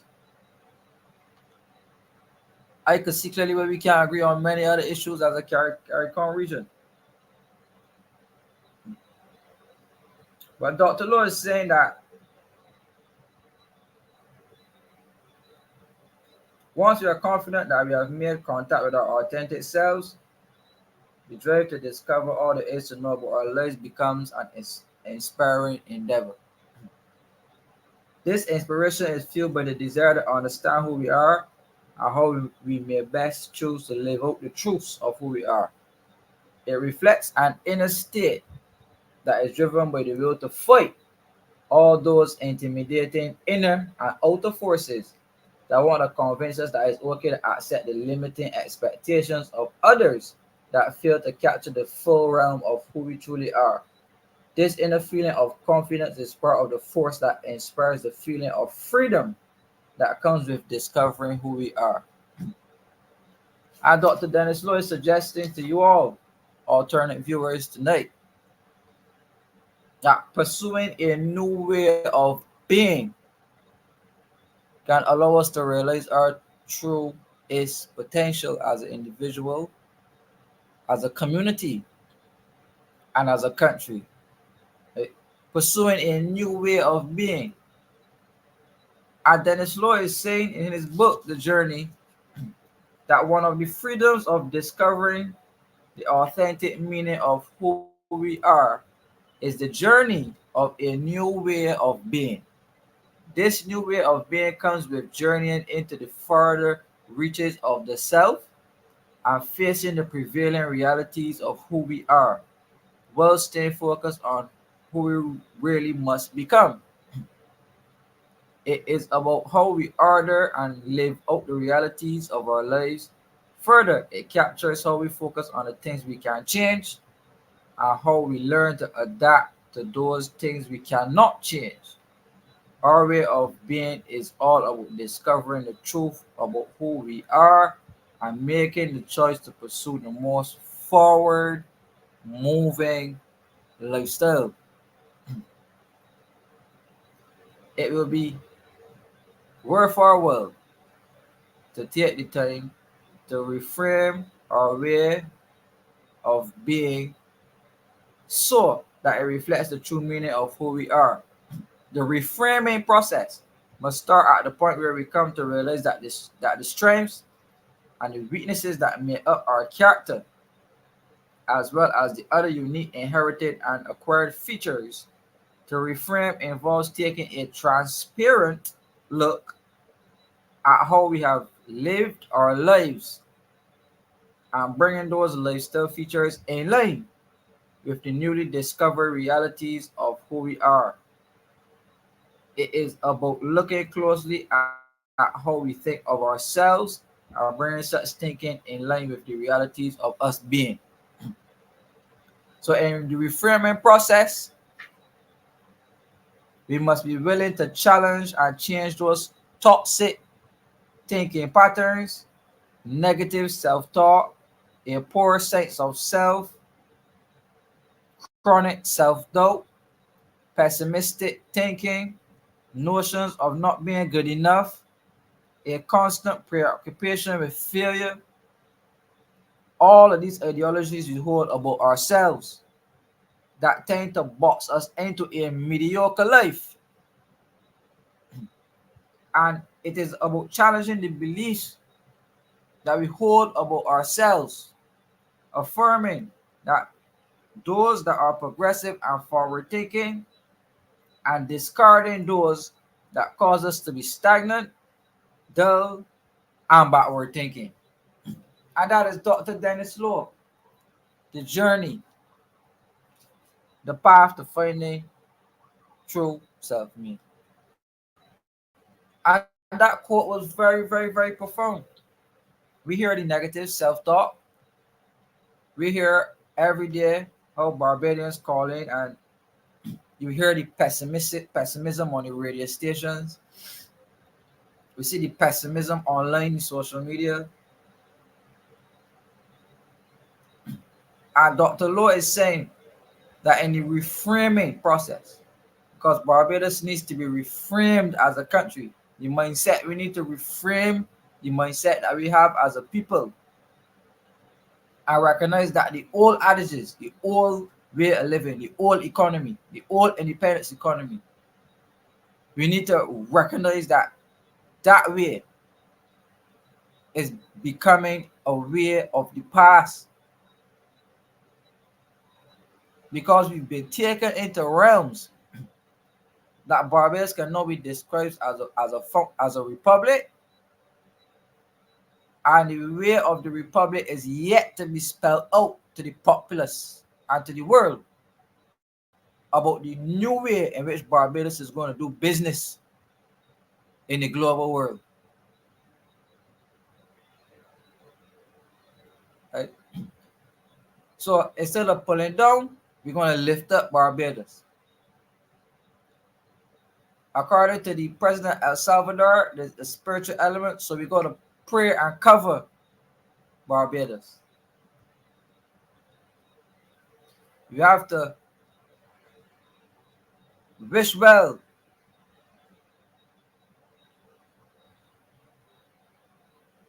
for the people.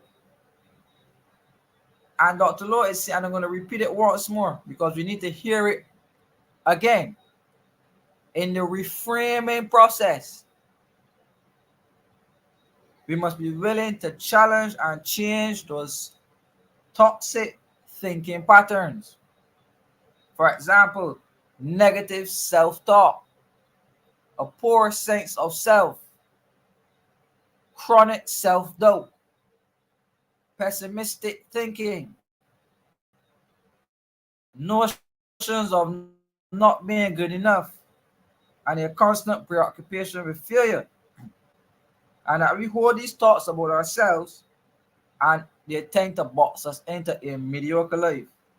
It is about challenging these beliefs that we hold about ourselves and affirming that those that are progressive and forward thinking, and discarding those that cause us to be stagnant, dull, and backward thinking. I get shivers sometimes reading the book of Dr. Denis Law and the wisdom and foresight he had in offering this book to us, that we need to reframe Barbie. And Hurricane Writer is saying in reframing, Bajans can no longer front psychologically and socially. When I was at university, there was a saying by the non-national community in Barbados, on campus that is. And they said that Barbadians have a lot of pride. Barbadians are very proud people.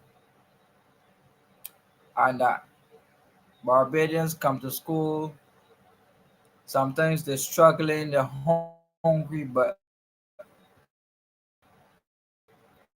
you can't tell because the dress in the latest, look fashionable, look good. Yes, you look good, dress nice. But the way you look does not match your economic circumstances.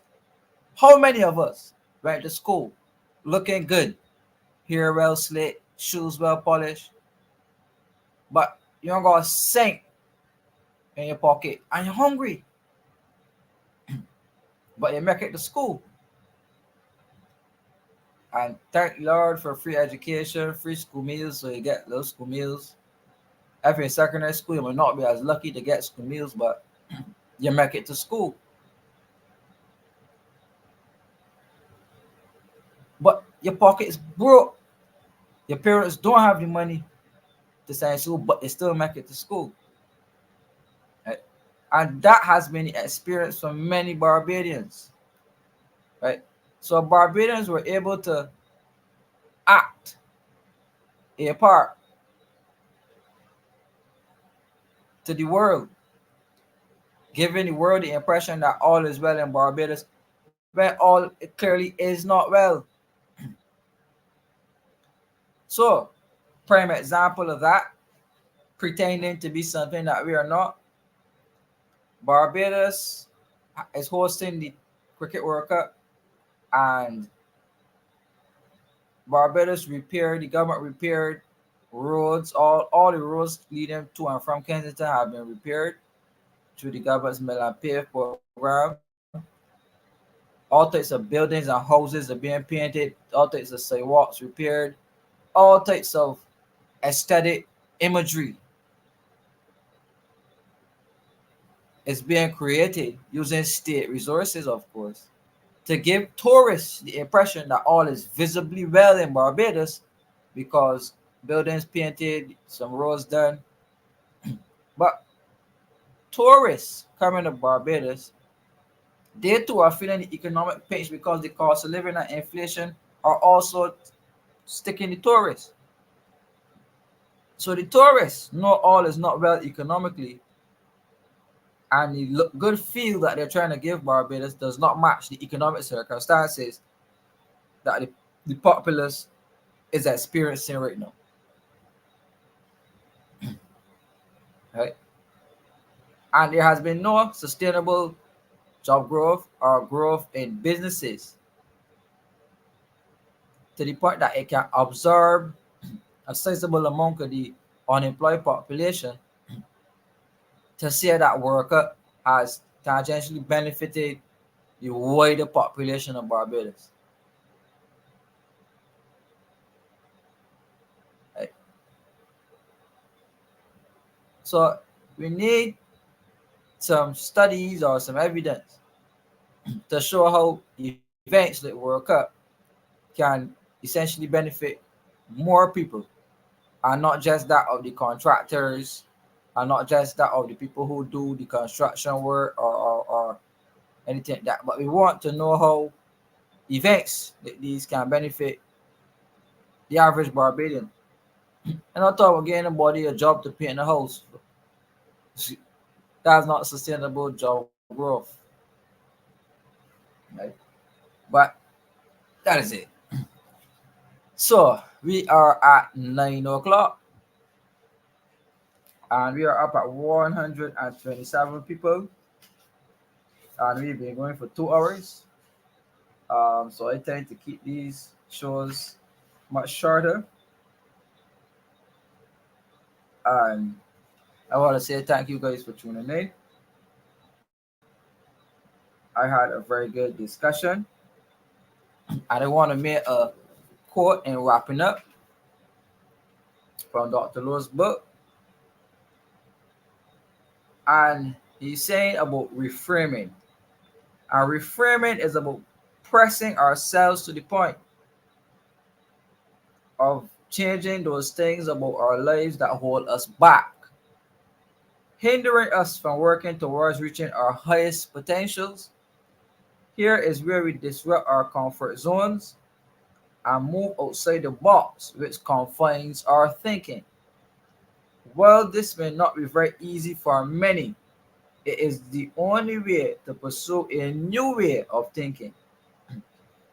It is never easy for us to decide to abandon the beliefs we have held about ourselves, especially when we have witnessed these same beliefs practiced around us our whole lives.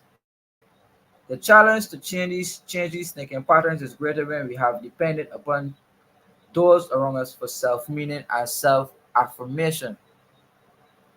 The pursuit of a new way of being requires the will and purpose to move life across a continuum of productive living that ensures that the maximization of every opportunity for self-excellence.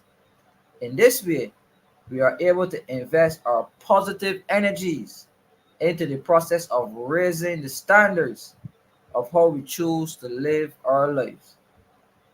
It also calls into focus the importance of change as a major condition for the achievement of a higher way of being. It is all about flushing ourselves of the toxic thinking and energies while searching for the path that will allow for the attainment of a new and more productive way of existence. There ends the quote. Right? That was a very, very, very powerful quote with Dr. Dennis Lowe. Right? He told us to let go of the pessimism, let go of the negative self-talk, and to see life from a more positive perspective. So I'm here to reinforce that view. And Hurricane Writer is saying that Beijing society is about pretending. What is the national mirror image in 2024? We have developed ourselves into a hypocritical and pretensive culture of people that instead of putting true and factual information on the table and deal with it upfront, we tend to run from the truth in Barbados. We tend to want to smother the truth in Barbados. And we tend to want to target and victimize people who speak the truth in Barbados. And that is why the cybercrime bill could be in the Parliament of Barbados to charge individuals for the use of social media if they break laws of posting videos, memes, WhatsApps, and the like, which bring embarrassment and hurt and ridicule and other emotive. That is how you get legislation like the cybercrime bill on the table, because we are no longer a society, or we no longer want to be a society of truth-speaking people.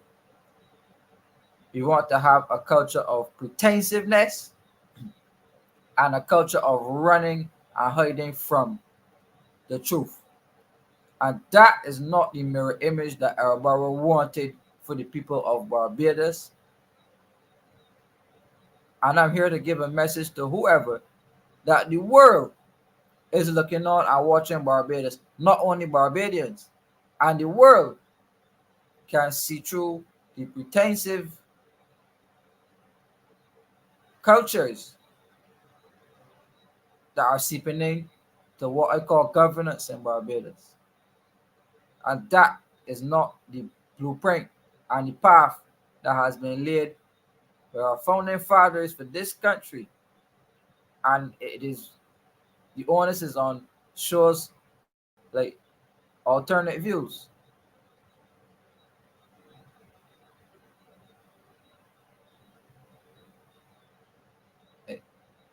The onus is on shows like alternate views to bring a completely different perspective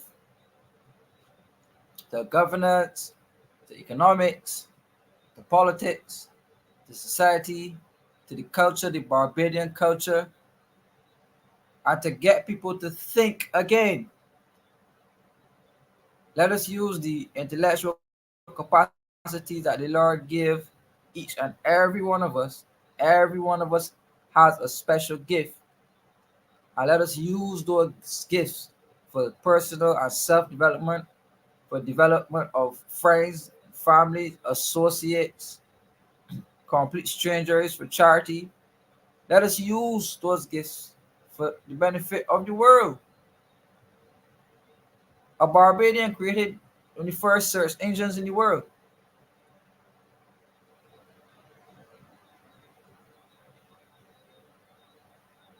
Right. Peter King, I said earlier in the show that the government owes the IMF 759 million Barbados dollars between 2018 and now.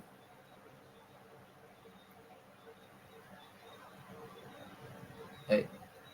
Between 2018 and now. So I gave you two loan facilities, the extended fund facility, and I also gave the Resilience and Sustainability Trust. 606 million for the EFF and 100 and I think it was around 53 million or so for the Resilience and Sustainability Fund. Now let me check that and get my figures accurate for you again. I did give that figure. Yes, Galvez Dr. Lowe's book is available on Amazon. If you want a copy, um, it is available on Amazon. It's a very good book. Um, it is a very good book to help understand yourself, and it's a very good book to to give to your kids as well to help them with their personal journeys and development. Like 153 million for the RST Resilience and Sustainability IMF Fund Facility, 606 million for the Extended Fund Facility, and these totals add up to be $759 million that the government of Barbados owes to the IMF, stemming from a bill of $0 at 2018 to $759 million today, June the 6th of 2024. $759 million to the IMF. Right. So, in rounding up, rounding up, I want to thank you all for tuning in. Let me say good night to other persons. Read these comments here. Pedro is saying Dr. Lewis saw Obama's dark vision disguised in flattering words. Hurricane Red is saying reframing Beijing can no longer front. I think I read that one already. Judith R. Clark, good night to you, Judith R. Good to see you. Good to see you. We have Anthony Oliver. It'd be nice to see all the Caribbean islands come together as one Caribbean, but it's too much bad vibes. I agree. We really need Caribbean unity. The future of Barbados is the future of the Caribbean. The future is the Caribbean, is the future of Barbados. We need to get our minds in that space and to recognize that Barbados is becoming borderless. So Barbados is no longer 166 members. Barbados is the world. No. So you need to think on a global level, reconstructing your thinking.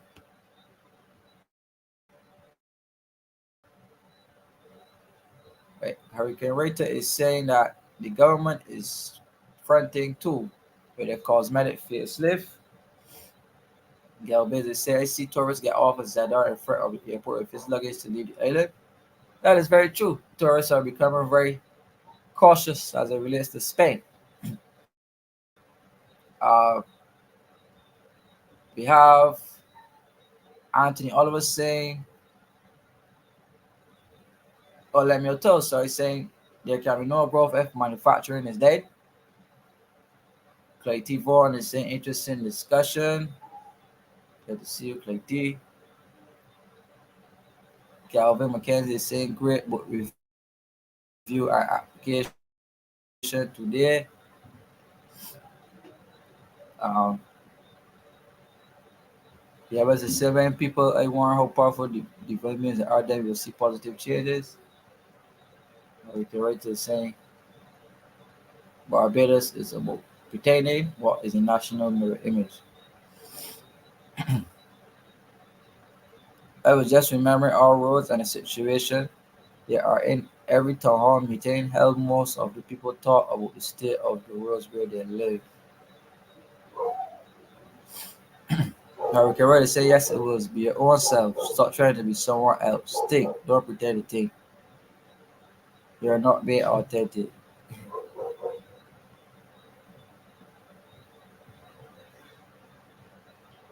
The Abbot said we are shallow, superficial people. Some of us are deep takers.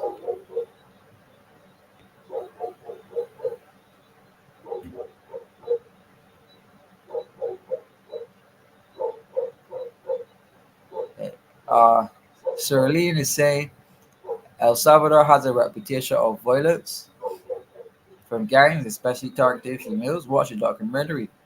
Barbados determine if Barbados can avoid such problems. Thanks for your analysis.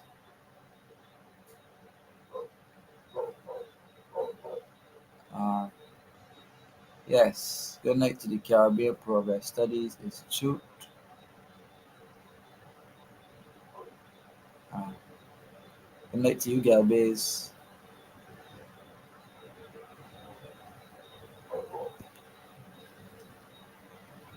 People running and looking, running from Barbados there. Prefer images reflecting overseas. Chinese and other foreigners run to Barbados as far as they can. Uh, out. That's what it's called. Good night, bro. Good night to you. Yes. Jude Lawrence, this is 759 Barbados dollars. Million, sorry, 759 million Barbados dollars. Not US. Somebody's saying, what about this issue? Russia deploying ships to the US. Remember the Prime Minister of Barbados issuing a message to Vladimir Putin? But why are we scared of the Russians? The Americans actually did drills in Barbados. We had such trade winds. We had all types of helicopters and tanks and warships in Barbados. All types of army vehicles driving all around the country. And nobody sought to kick alarm. Nobody sought to scream and kick. Nobody got scared of the US. So what is the difference of reaction? What is the difference in reaction as it relates to the Russians now wanting to do army drills in the Caribbean? What is the difference? Hey, why can't Russia do trade wings like how America did trade wings? If we're speaking about equity and fairness and treating our bar said we are friends all as satellites of none. Right? Russia has a presence in the Caribbean. There are Russian embassies in the Caribbean. There's a Russian embassy in Jamaica. Right? Russia has serious assets in Venezuela. Russia has assets in Antigua. And I'm more sure Russians have investment in Barbados. So let us not fall to narratives. Let us not fall to narratives. Right? Um, we in Barbados see things from a pragmatic point of view. Um, America is a world power and they flex their arms and they show their power to other countries in the world. And Russia is a world power, superpower as well, and they will flex their arms to show their superiority as well. China shows its superiority in the world as well. So when you have large countries in the world battling for economic and political dominance, uh, these things do happen. What I would encourage you to do is get the files, the facts. Don't necessarily fall for media narratives that are set by mainstream media. So sometimes we tend to demonize the Russians, we would demonize the Chinese, we would demonize the BRICS countries. Right? We demonize. Yes, I can write it. I said earlier that Barbados is what we consider to be a pawn state. So other countries in the world would battle for Barbados because Barbados has a vote at the UN. We even saw Barbados becoming the executive chair of the World Health Organization. So countries battle for your loyalties and support because they want support on global issues, on global and diplomatic issues. Right? But that is a whole nother conversation. We have come to the end of our second tribute to Dr. Denis Law in his book, The Journey, The Path to Finding True Self-Meaning. I want to express my thanks to Dr. Law. May the Lord rest his soul for leaving us with such intellectual wisdom here on earth. And this tribute tonight was part two of celebrating Dr. Law's work. We have some additional shows to do on the book, as we have Miss Luke, who has a poem in the book. She has to come on at some point in time to discuss with us her poem. So we're going to visit this book again. But next week, we're going to be here yet again. We're going to try to have the Instagram set up. We don't know what is happening there, but we're going to try to have that up and running. So far, we're up on Facebook and we're up on Instagram. We have 142 persons Don't forget to like and don't forget to share next time. Uh, Thank you very much for the support on Alternate Views. As you know, my name is Kimar Stewart, your host, and we are celebrating the life of Dr. Denis Law, the clinical psychologist. So I enjoyed the discussion. We went on very long tonight, and I hope to see you all next week. So thank you all for tuning in. So let me just say good night to you, and then we're out. Don't forget to tune on to the Marcia Week Show tomorrow night at 7 p.m.